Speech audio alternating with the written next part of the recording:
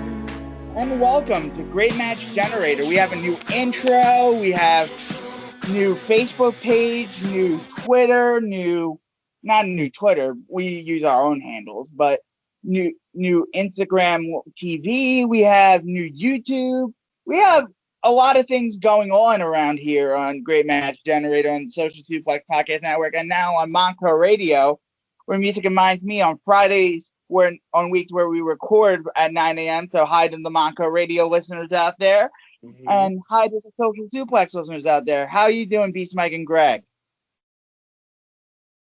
I'm doing pretty good right now. Kind of staying out of the colder weather. The winter is starting to catch up with all of us. But I've been doing pretty good. I've been keeping busy with working and doing football games on the radio. But other than that, I've been pretty good. Been keeping myself out of trouble, pretty much. Yeah, we're all keeping ourselves out of trouble. I've been working. That's why we haven't been back in 3 weeks. That's because we haven't found a suitable record. We found a time to record, but I've been scheduled during that time when we normally record. So it's like the thing where we have to shuffle our schedules around. Right. But Greg, how you doing? I'm doing all right. Can definitely say I am doing far, far better than the Penn State football team. Yes, Greg and I are Penn State alums, and we are. It's been a rough first month of the season for our Nittany Lions. Obviously, the Indiana game was not a good look, and then 2 blowouts in between by Nebraska and Ohio State. And then the Nebraska game, which I think we simply just started way too slow. And by the time 11's got things in gear, it was roughly too late. So unfortunately, we're 0-4, and All 4 teams we lost to all wear some shade of red. It has not been good playing teams that wear the shades of red. Thankfully, Iowa has none of this red, and we get them at home this weekend. Yeah. Pretty awful performance. We are trash at this point. And this is probably the worst quarterback play I've ever seen in my life.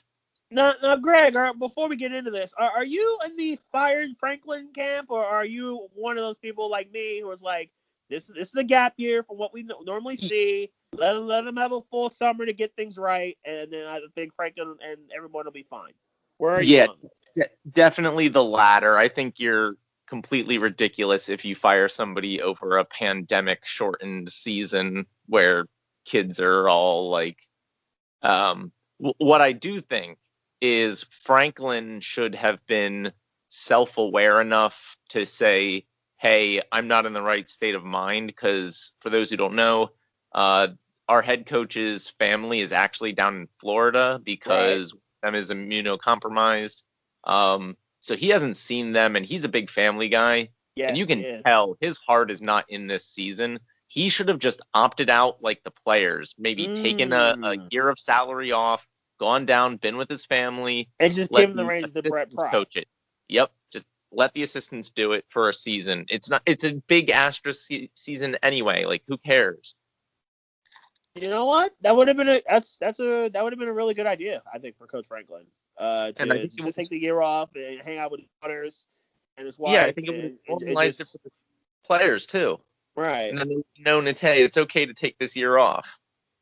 Which only Micah did, but yeah, I think that this would have been that would have been probably the best idea. Because obviously when Franklin's heart is in it, he's 100 miles an hour, and he'll be frustrating to some, but 9 times out of 10 he usually gets the job done. So I think that's actually would have been a really good idea for James. To just chalk this season up and then come back strong in 2021. Seeing him just standing on the sideline with his arms crossed is sad. He wasn't right. Not mentally. I think I can agree with that. He's not mentally with that. Anyway, all right. So let's get down to some. We have some matches to go on. I could go on about my Notre Dame Fighting Irish, but I don't want to rub salt in the wounds.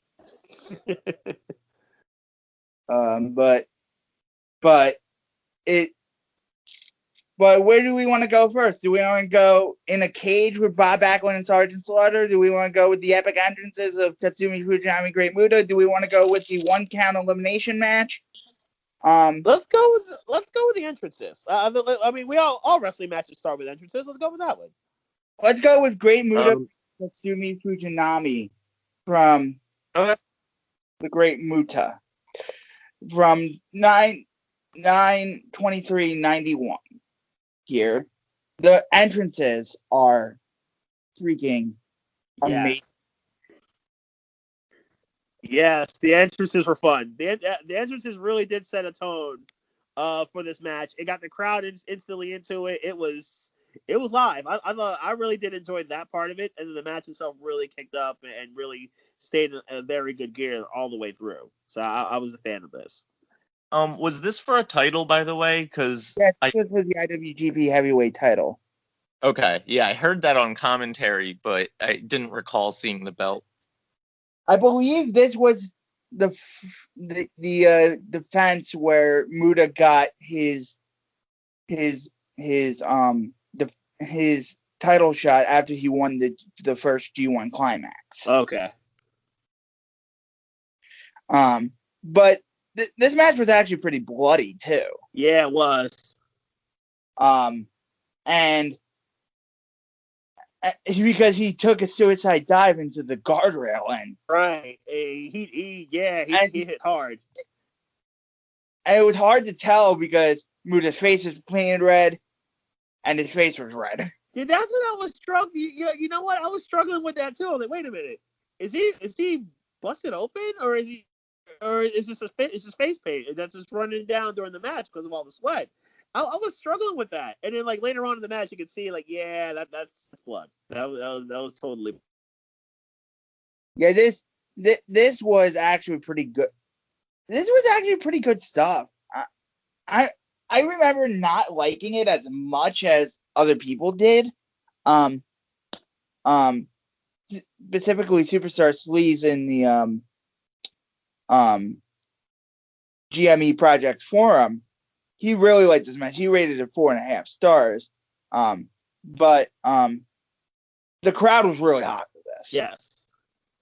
Once the blood happened, the crowd was like really hot. And like every time the ref enforced the rules, I kind of wanted the ref to stay out of it. Just let those two fight, you know? yeah, it was weird. Like the ref was like in some of it and out of some of it. It took me out of it a little bit. Yeah. But Muta was in total heel mode here,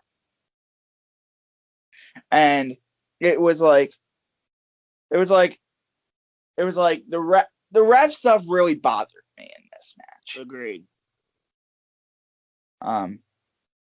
Once he got the toolbox, it was like, the ref's now gonna enforce the rules. What? But he didn't even enforce them then. Yes, it was weird. And then Muta cold cocks Fujinami with a glass bottle anyway. I'm like, okay, this doesn't make sense, but I'm okay with it because this match is freaking awesome. Yep. Wild ass brawl. And I literally wrote here, are weapons allowed? Why is he allowed to use a ring bell hammer and this metal case? Is this a hardcore match? What's going on? This is how he wins the IWGP title. His first IWGP title. I think this is his first IWGP title. He just comes in like a horror movie villain and just destroys everything. So I was aware of Muta. The rules is because he's scared of Muta, sort of like how Undertaker scares all people. Yep. You know, so he doesn't want to get attacked. But you know, the heel performance in this match was, and then Fujinami got misted. Mm-hmm. I'm like, yo, this is awesome. I only went 3.5 because the match structure was really a little off for me. Yeah, it was. Yeah, it was a bit. It was a bit weird. It was 5 stars on. I'll boost it up an extra quarter point because the entrances kind of set the tone so well. So yeah, I go 3 3/4 for that one. But it did seem a little disjointed from the ref getting a little involved too much and the way that the matches kind of came out. Like I like the brawling, but it did seem a little unbalanced. I go 3 3/4 because the entrances were good too. Yeah, the entrances were phenomenal. Like, it looked like these two guys were like getting shot out of cannons. Yes. These entrances. The match is on Daily Motion. I don't think it's on World yet, but the file on Daily Motion has these entrances where it's literally like they have like a cannon shot and then they come out of these like glass containers. And it was pageantry. The entrances were 5 stars. That's what I'm saying. Like, it said the move right. It said the move proper. It was a proper move for a world title match. So, like, I was aware of Muta, but not really Fujinami at all. And obviously, you can pick out Muta right away because of the face paint. Right. I know he's one of like the originators of the Mist, I think, right? Muta is one of the originators of the Mist. Yeah, and because strangely enough, I was watching a video recently on the history of Mist in Japanese wrestling, and apparently, like, the different colors have like different effects. Yeah, I heard about that. Wasn't red? Red was the one that burns, right? Was that the one that like burns the strongest? Yeah, and then like one of them's poison, and one of them just blinds, and I forget all of them, but it was really interesting. I know Tajiri and ECW was always one of my favorites and he I he love always the seems green mist. Yes, I love that. That was one of the things I loved about Tajiri. I mean, he could kill you with the kicks, but then he hits you with the mist. It's like, oh, come on, man. Suki was the real originator of the mist thing. Okay. And then one other thing I really noticed was, and I've always noticed this kind of about Japanese matches, and maybe Danny can shed some light on this. What is with the just barrage of cameramen around ringside? Like, Those are the magazine photographers. They're trying to get the best shot. They have 3 major magazines in Japan, that cover wrestling. So it's always a barrage to get the best shot. yeah, there's just so many, and they're all like getting in the way, and it's like that's always been a fascinating. Better now. It's better Yeah. now. Japan has their own photographers. But they But were definitely in the way the whole time. They would basically let anybody photographer the show. And it used to be in WWF too, back in like any territory actually. Yeah. Jim Cornette got his start in other matches in the business. Yeah, I feel like there just wasn't as much in like even these older American matches. There wasn't as much cameramen around the ring. But anyway, I agree with you guys about the ref. The ending, I was just like, what is going on with this referee? I hate when refs basically dictate the outcome of a match like this. But we can admit that this is Muda in his heel glory. Like, Muda was actually a heel here. Yes. Muda crushed it as a heel, certainly. Yeah. So he was basking in his heel glory, like Keith Lee basking in his own glory. But that's another joke for another day. Where do you want to go next? We're all in the consensus about 3.5 here. I went 3 3/4. I gave it an extra quarter point for the entrance, but yeah, I think we're in that same ballpark. I'm in that ballpark there. We watched the Bob Backlund match the last time with Greg Valentine. This time, it's just in the midst of his championship run versus Sergeant Slaughter in a cage match. What were your thoughts on this match? I watched this one before the Muda match, so the blood in the Muda match was nothing. compared to this, oh God. I thought this was a little slow, honestly. Yeah. I think it's escape the cage rule. Okay. That WWF had. It only really works for Bruno because Bruno would kick so much ass and then leave.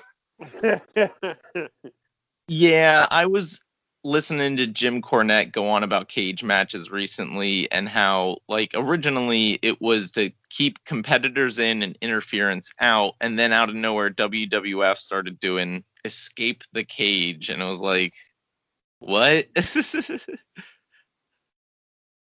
I did enjoy this match. I thought Sergeant Slaughter played a solid heel role here.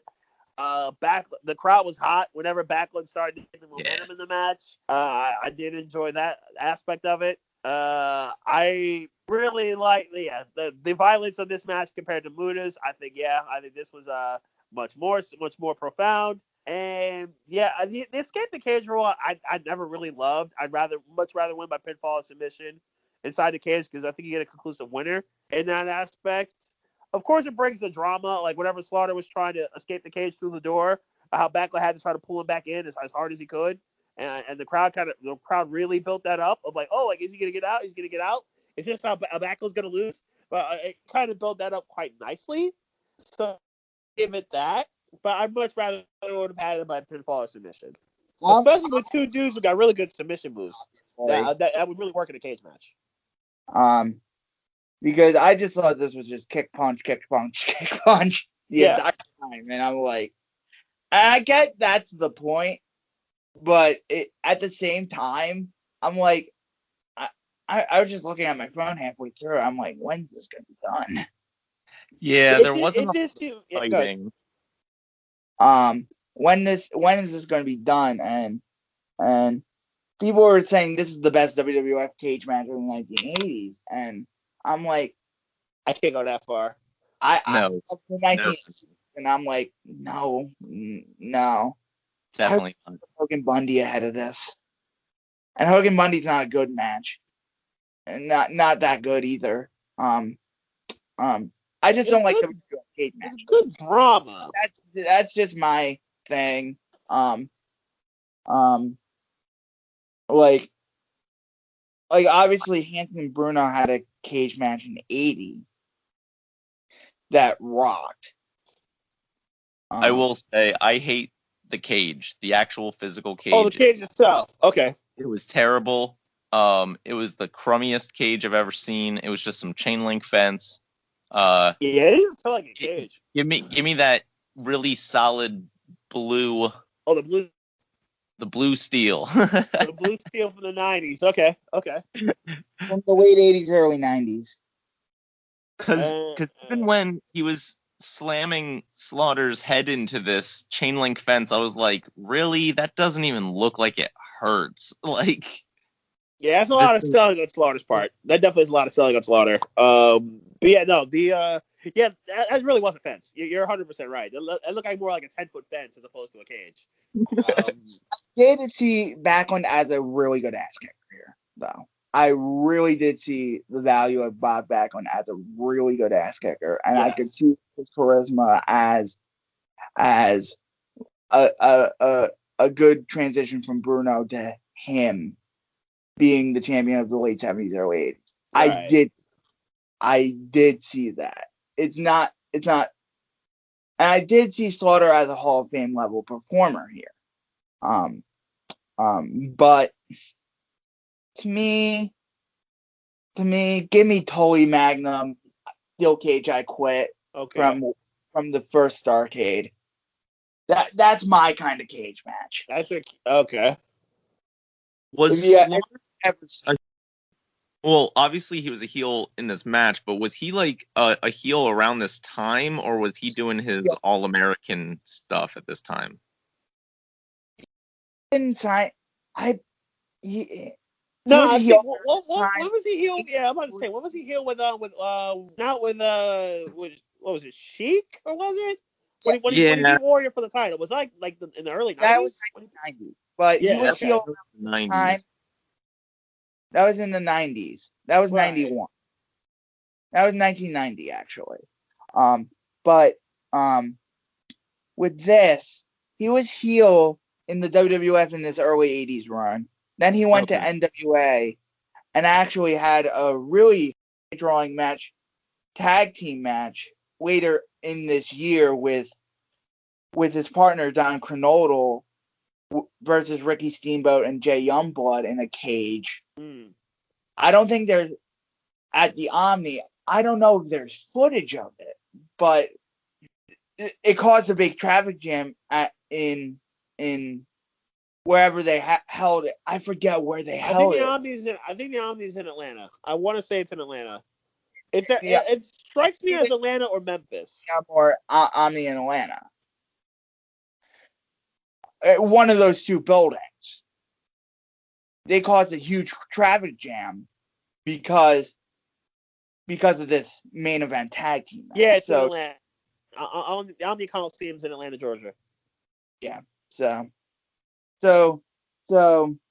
Sergeant Slaughter wouldn't get the G.I. Joe deal until 1983, and he would leave WWF around.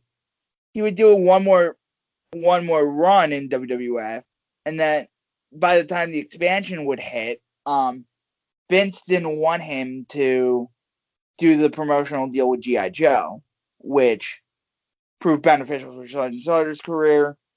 Sort of the same thing with the Twitch thing. Didn't want wrestlers to have outside merch deals, and he left for the AWA. Mm. We all know that's why Vince is cracking down now, because he got burned on stuff like that, and Slim Jims with Macho Man, and Yeah. Yeah. It, he's had a history of it. So, and the Slaughter thing was the first one.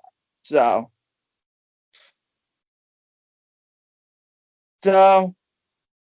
I thought, I only gave this like 3 stars, but I'm obviously in the minority about this. So, Superstar Sleaze on the forum gave it 4.5. Where do you guys lie on the forum or on this match? I'm probably, I want to say 3 I probably enjoyed this match a little bit more than Muda, so I'll probably go 3 3/4 here too, but a little bit better than the Muda match. I'm thinking part of that because of the crowd being so far into it. I do agree the cage itself was whack compared to what they did in the future, what they did with the blue steel and even the current cages. But I'll go 3/4 here. Yeah, I'd go in that same range, 3.5, 3 3/4, something like that. For all the same things you guys said. It was, the escape the cage stipulations kind of weird. Even the ending, like Backlund pulled Yeah, well, Backlund just walks Slaughter out. off the side and then just didn't climb over, and I was like, why are you just win the match? Yeah, that So, was a weird ending. I agree there. That was a weird ending. but yeah, you're right. The crowd was hot What? and a lot of the drama was cool. I liked all the blood, so yeah, 3.5.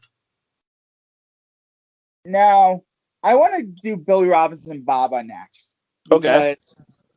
because I'm lukewarm on it. I see where people come from, and some of these guys on the forum say this is actually one of the greatest matches of the 70s, and one of their favorite matches, and it's paced pretty well, but it has a sense of urgency and the and like stuff like that, but didn't really connect with me, and I didn't think it was anywhere close to a classic. I still rated it 3.5 stars. I still thought it was very good, but nothing overwhelmingly great. Can you start by just giving me a real quick background on Billy Robinson? Because I know nothing about this guy other than he looked like generic wrestler one. Okay. I really don't. So Billy Robinson was a wrestler. Obviously a wrestler. I'm actually doing the Google search right now, actually. So he was a wrestler. He died a few years ago. So he basically was the leading practitioner in catch wrestling. So one of the leading practitioners in like catch wrestling. He wrestled all over the world. He was successful, winning titles and promotions everywhere he wrestled. He basically is considered to be one of the greatest wrestlers of all time, and he's one of the innovators of what would be known as MMA. Basically, he trained in the Snake Pit with Billy Riley and Wigan. What would become known as the Snake Pit gyms, and he trained with Carl Gotch, and in North America he wrestled in AWA and was a pretty big star in AWA in the 70s. But we don't have much footage of Billy Robinson's AWA run. We have footage of Billy Robinson's Japan run. So we have Billy Robinson's Japan run, a lot of that stuff. But we don't have a lot of what seems to be Billy Robinson's best of career. Okay. He's a Hall of Famer he's a Hall of Famer in basically every wrestling Hall of Fame except for the WWE Hall of Fame. He was inducted into the first class of the Wrestling Observer Newsletter Hall of Fame as well. Wow. Okay. Yeah, because I think No a way. lot of people know Baba, but Robinson, obviously, we didn't even know too much about him. A lot of the British style as well. So that, did you get a European flair from Billy Robinson at all with the catch? Yeah, he I actually did. reminds me of Timothy Thatcher. Timothy Thatcher? Yeah. I know it. I knew you were gonna gravitate to him because No, he definitely does. He definitely did have that style. I would say with all the suplexes and one of the originators of that style. right. I can totally see that. I can totally see that style. That's a pretty good look. Carl Gotch, the originator of the Gotch pile driver, of course. Right. I had to look it up, but because I wasn't confident enough based off my own knowledge, but very, very accomplished wrestler. We don't have enough footage of Billy Robinson in the United States of his prime drawing run in the United States, but of the stuff we have in Japan, this is like really good stuff. I like this match. I think they did a pretty good job of keeping a pretty solid pace to it, and at the same time, giving each other some space. The spacing was relatively solid. I thought the suplexes hit home pretty well. I'm probably in that 3 3/4, 3.5 ballpark with this match. It was a little shorter than what I was expecting. I did want to see a little bit more from this, but I thought it was a pretty good match. Yeah, I thought this was a pretty good match. This is where King's Road begins, honestly.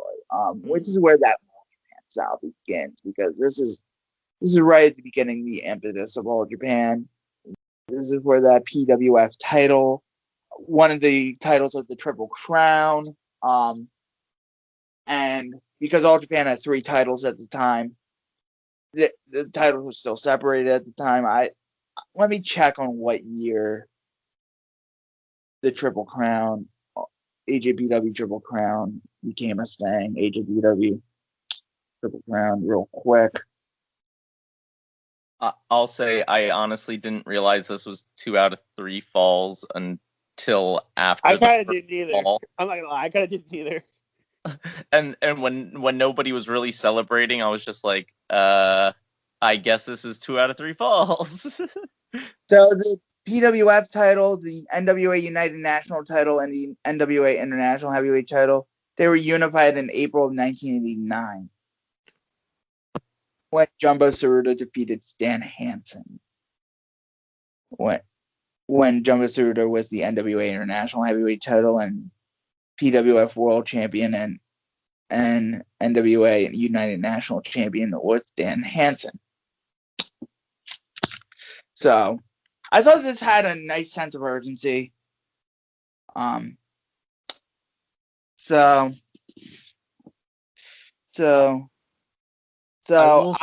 really like the Queen too. I will say my first impression was, is this taking place at a prison? Because all the ring crew are in orange jumpsuits. Yeah, you're not kidding. They really were in orange jumpsuits. That's so true. It was really freaking me out. This is, as I've said in other, I think a lot of All Japan ones, this really isn't my style per se. It's that kind of slower performance here. Billy Robinson really shines because Baba is not that great of a wrestler. Because Baba's huge and Baba is, even though Baba was the drawing card and he was very popular, dude had giantism. Yeah, you could see him lumbering like Andre. And this is when Baba could move too. But Baba had some fun matches, but this I gave it 3.5. Baba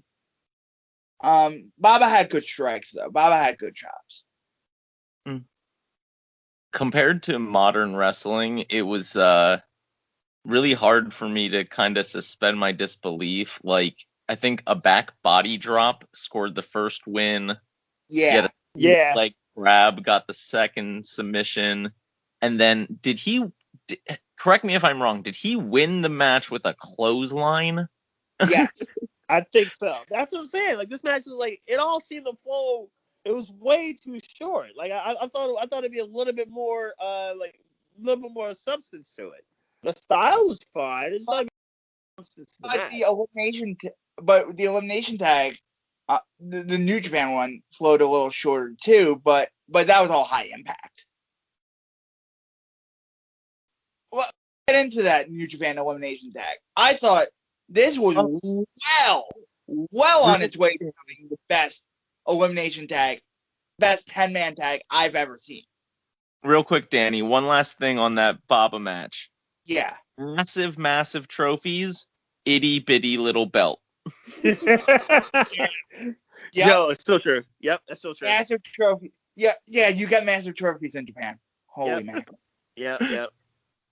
All right, sorry.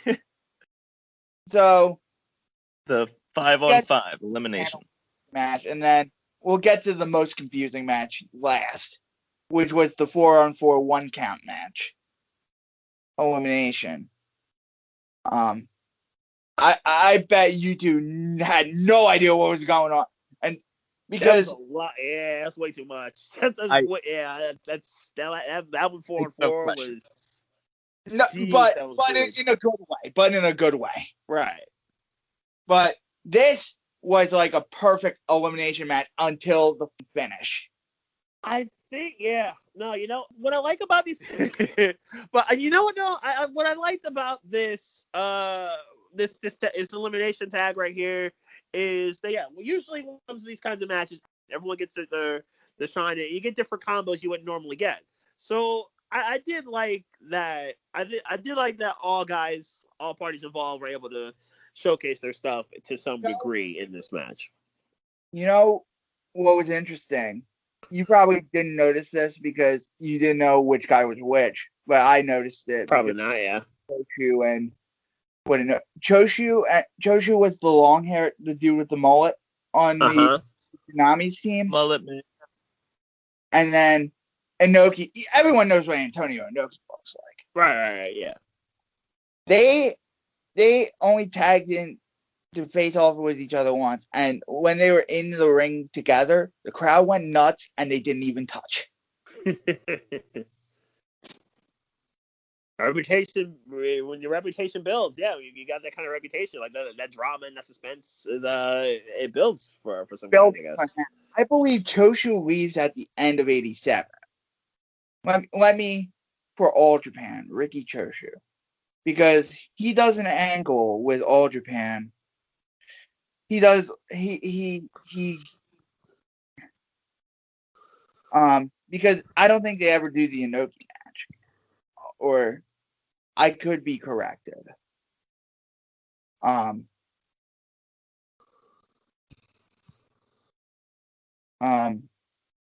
87. He wrestles in New Japan until he returned to New Japan. I'm just reading this actually right now.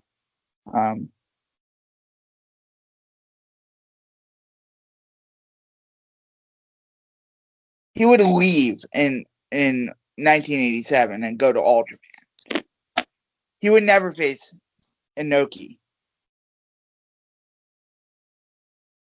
They hadn't touched. They were building to something. So I just found it real interesting that they didn't touch. Yeah, because I didn't really know anybody in the match outside of Inoki, and the one team was almost entirely guys in just basic black trunks. Oh yeah, and then Super Strong Machine, who was in a mask. Yeah, I was saying, and what looks like Hmm. evil Uno.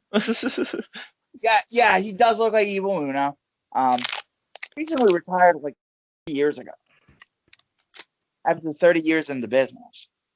Um, but I know you two wouldn't have as big of a connection to this match because of obviously me knowing a little more about New Japan history. But I can catch you up a little bit. That's what I was just. That's I pretty was much what just, you were just doing. yeah, yeah. I was just trying to catch you guys up.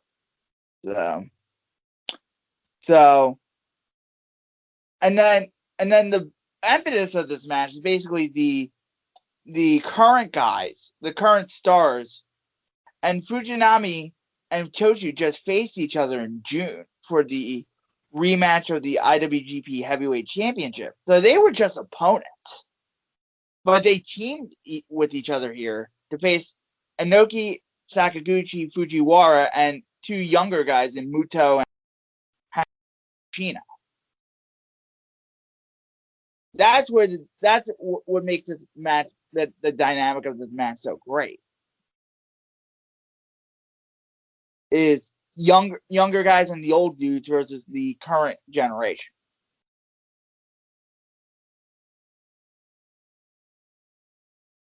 And I think you even got that sense just in the entrances and like how they were introduced. Like you could tell the one team was like these young guys and that the other was Anoki's boys. Yeah, and it was intense urgency. Just the crowd Certainly was, yeah. molten. I mean, molten hot.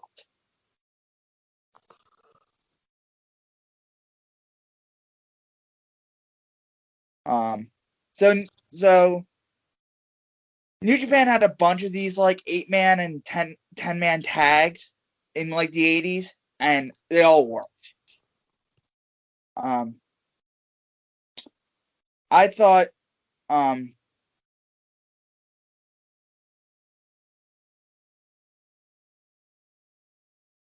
I I thought I opened up the wrong. I opened up the wrong 87 match here. I I just thought I thought Choshu was the star of this match. The guy with the mullet. I can see that. Um, because he was just laying it in. And yeah, saying Ricky Choshu was a star of the match is saying anything. Like saying like Kenta Kobashi is a star of the match. He's a Hall Right. of Fame performer. But but it but Maeda came close too. That's who eliminated Noki Mm. with the double elimination. I thought that was interesting. That was good. That was a nice touch.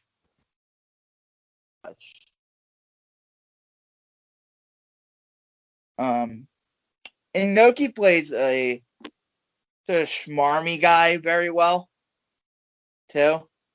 Like I own this company, so respect me, sort of guy very well.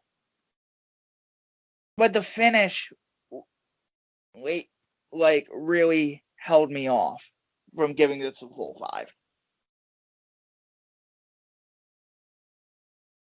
I would probably give it four and a quarter.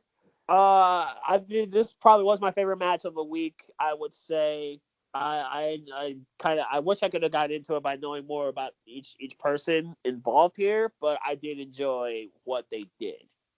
Yeah, I understand. I understand. Um, I understand that completely. I enjoyed the and I didn't have much background into what was each guy's match, but I sort of the crowd energy and sort of like sort of like knowing most of the guys, who was who, sort of, but the ending was a little suspect with the Muda doing a backspring elbow in 1987. Can we talk about that for a second? Handspring elbow. That's so different. That's so different.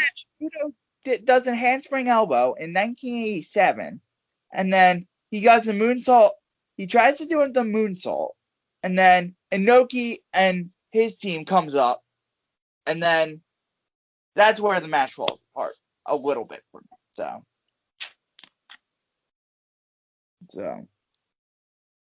let's go to the JWP 4-on-4 1 count match. Elimination style. So I believe this was confusing even for me. Because it was 1-on-1. You have you weren't tagging in and out. And you faced each other. But I enjoyed looking at 90s Joshi. Yeah, I was so ahead of its time. So ahead of its time. Yes. I was confused immediately because there's they do all these intros, so they're obviously on teams, but then nobody's standing on the apron. Right. And I was like, wow, this is like Marvel versus Capcom. Yeah, what is right. Eliminated and then somebody pops in. Yeah. It's a little bit different, but I like did you like the 1 count pacing? I didn't understand it at first. You didn't understand it at first? That's one of those things you got to kind of build it and get into. But like at first, like, wait, 1 count that's it? That's all we're doing here? That was at first a little bit confusing, but once you get into it, it works. Well, the girl I referred to as Yellow Power Ranger. The Yellow Ranger, okay. Power Ranger, that was that Kansai? Neon Maybe. Green? But yeah, she was obviously very popular with the crowd, and she came in and just beat up the girl I'm referring to as Riho. And oh yeah, Toyama in the white dress. But in the first minute too. Yeah. She comes in and she immediately eliminates somebody. I was just like, wait, was that a 3 count that I just like didn't see, or? Well, once you got used to it, I got invested in every fall. I was confused by the double count out because like they brawl up into the stands, and I thought the count out didn't count because of the 1 count thing. Yeah, so I was really confused by that too, because like there was no urgency to get back in the ring, and I was like, okay, I guess they're doing a 20 count like New Japan. Yeah, it was really weird, but somehow it was dramatic. It was really dramatic. I will say I liked because they did the classic spot with where they keep rolling each other up into pinfalls. Yeah.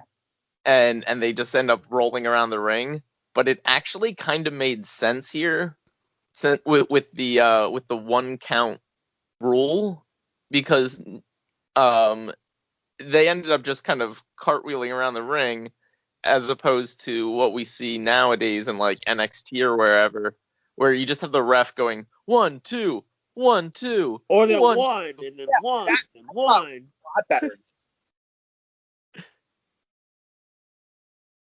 That spot works a lot better in this match. Oh yeah, and 1 count, yeah. Well, you literally have to lick your shoulders up or you're out. Yeah, absolutely, that works better in this. I will 100% agree with that.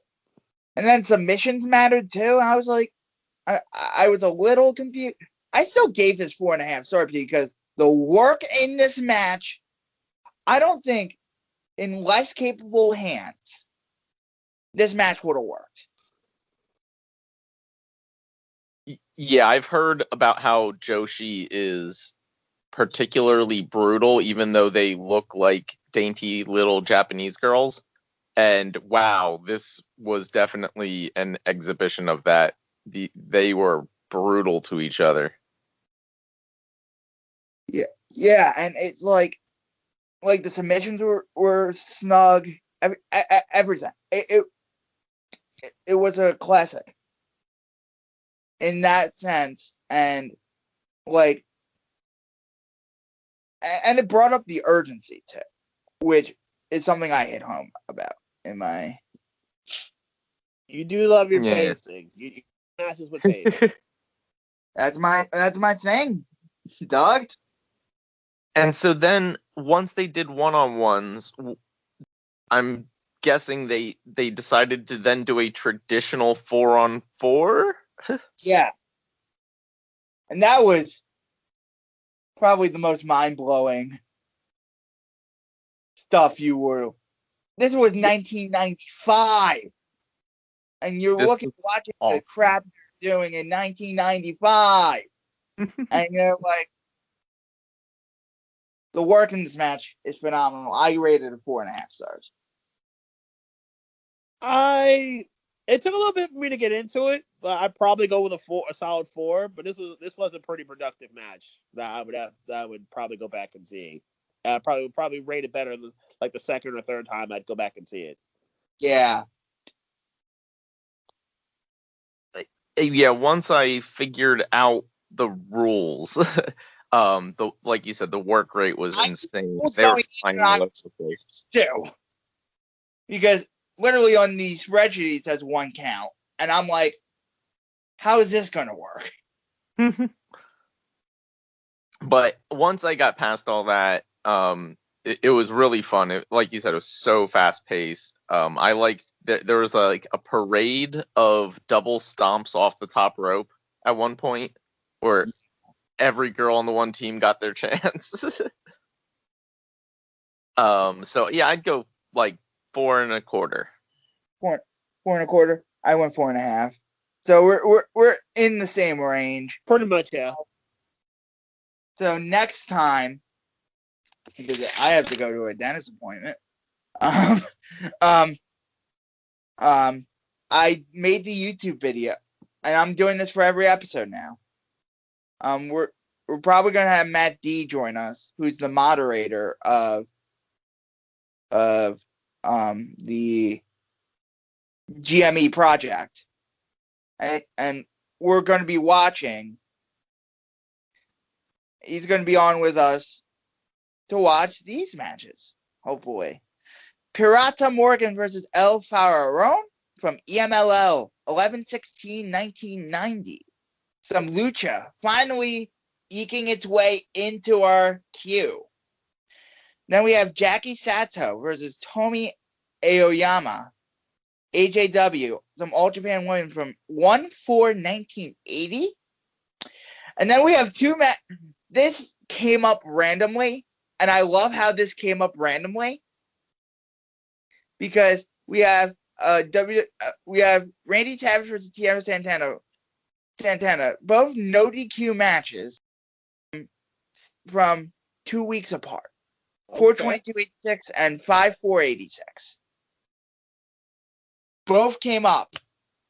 Nice. And you can watch me generate it in the video. So that's what's in store for next time we record. The plugs. Twitter.com/BeastMike is where you can find me. I will be doing on Saturday the doubleheader in college football. Let me get things up real quick before we go much further. Obviously, at Sirius, I will be board hopping. The second game is going to be Northwestern and Wisconsin. And the Wisconsin put a beat down on Michigan. And Northwestern's undefeated right now, so that should be a pretty good game for the Big Ten West. I will also be doing in Illinois and Nebraska, 2 teams that got their first wins last week as well. So I will be doing that on Saturday. Obviously, keeping up with the NFL, the NBA draft tonight. I will be obviously tweeting about that. Power rankings on Facebook. Look out for the Sports Lounge page. I'll be posting the power rankings probably at 1:45 or so. Where is, like I've been teasing, how far will Baltimore drop after losing to New England? You'll have to look out for that. We'll have a little, kind of a paragraph, kind of blurb about each team. And obviously, Pittsburgh, they still are undefeated. So, .com/Beast Mike, Sports Lounge page. Greg. Yeah, you can catch me over on Twitter at PSU Optimus, like the Transformers character, or over on YouTube at Wrestling Optimus. I just dropped a video detailing how I built my own custom dailies place for my action figures. And this weekend is Survivor Series, so hopefully me and Danny are going to be doing predictions and seeing who can get the most right. So check that out on YouTube. And then, Instagram, Wrestling Optimus as well. Who won the belt for Full Gear? I think that was the one I got a perfect score. Oh, I didn't win. Darn it. Yeah, it's like my first perfect score ever. Congratulations. I have no idea what to do with WWE booking, but that's another story for another day. New Day and Hurt Business had a good tag match on Raw. So they did have a good tag match on Raw. McIntyre's WWE champion, so he's gonna fight Reigns. And then that was really the main two pieces from Raw. And plus, Bray and Miz had a pretty funny match as well. So with a whole lot of Alexa Bliss being involved, which was very entertaining. So I mean, that was the main takeaways from Raw, I'd say. Yeah, love Alexa, and Drew got the belt. That's about it. But the ratings are tanking. Yep. But The ratings are taking harder than the Jets. That's just true. Oh.